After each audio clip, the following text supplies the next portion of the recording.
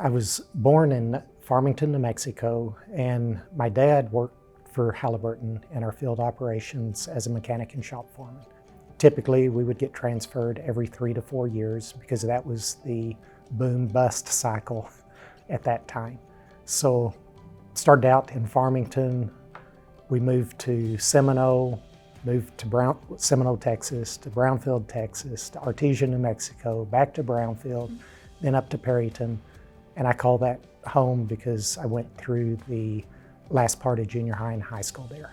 I grew up working with my dad, and one of the things that when people ask when I started working for Halliburton, I tell them 1961, and I get some strange looks.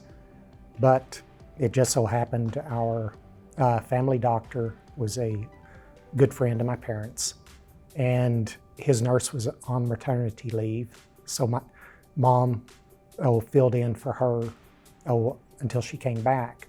Well, I would rather go to work with my dad.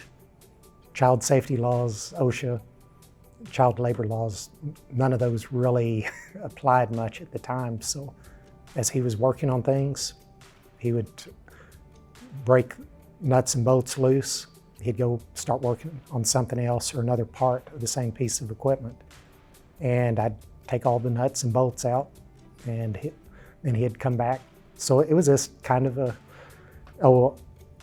chain of he'd do part, I'd do part, but I couldn't do much. But those were my big toys that I played with. And with Halliburton, I still got to play with big toys. Currently, I've got 62 US patents. I've got around 40 additional ones that are at the patent office that still under review, and I've got another 20 or so that I still need to file. They vary anywhere from equipment for tertiary oil recovery to artificial intelligence to different types of fracture stimulation treatments, you name it. And again, from working with multiple areas, multiple people, it's open for lots of patents. The things that I would recommend to students at OSU would be, don't be afraid to fail. Good judgment comes from bad experiences. And one of the things I was also told by my first boss at Halliburton was that he walked me upstairs and he told me, here's our VP's office.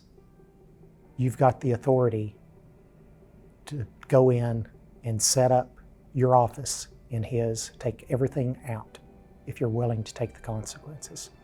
It's all based off risk reward. You're your own worst enemy on doing things, because if you are unsure, is it okay to do it? What's the benefits if it works? Does it outweigh the risk if it doesn't? Some of the ways coming through the College of Engineering benefited me. Immediately, I was able to give a written entry into a CEO for a day competition at the company. I was recognized for that. Again, with recognition of what you're doing, not necessarily public recognition, but personal recognition, so that they start knowing in certain areas who to call. As I set up the reliability group, everything I learned in the MSETM program was directly applied to setting up that group, the program. Future maintenance costs going to be a month from now, a quarter from now, a year from now, based off of what our current market projections of usage is going to be. It puts a financial perspective on the engineering that the College of Engineering brought into what I do, which helped me continue to advance.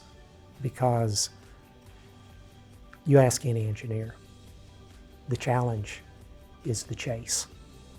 The challenge of chasing that technology, making it work, and seeing it come about.